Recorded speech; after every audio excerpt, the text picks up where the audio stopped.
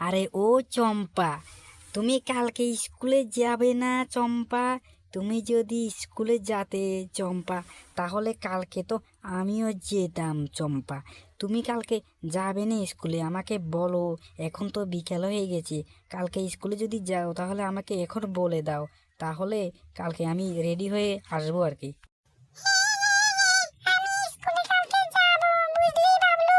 কালকে স্কুলে যাবে তুই, তাড়াতাড়ি 10টার সময় বেরিয়ে আসবি, তাহলে দুজন একসঙ্গে স্কুলে যাব, বুঝলি বাবলু? আচ্ছা আচ্ছা চম্পা, তাহলে তুই তো ভালো কথা বললি।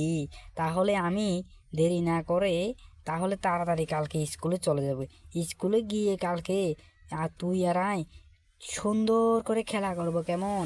আর স্কুলে যে পড়াগুলি দিয়েছে আমাদেরকে, সে পড়াগুলি আমরা সুন্দর করে শিখে তারপর স্কুলে যাব। তাহলে আমরা মারও খাবো না স্কুলের মাস্টারদের কাছে, ঠিক আছে না চম্পা? আমি ভালো কথা বলছি না চম্পা? তাহলে তুইও পড়াগুলো ভালো করে শিখে নিস। যদি পড়াগুলো ভালো করে শিখে নিস তাহলে মাস্টার আর আমাদেরকে মারবে না, আর আমরা স্কুলে গিয়ে খেলাধুলো করতে পারবো ভালো করে।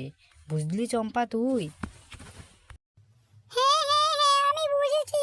আমিও ভালো করে পড়াগুলো শিখে তারপর আমি যাব, বুঝলি বাবলু?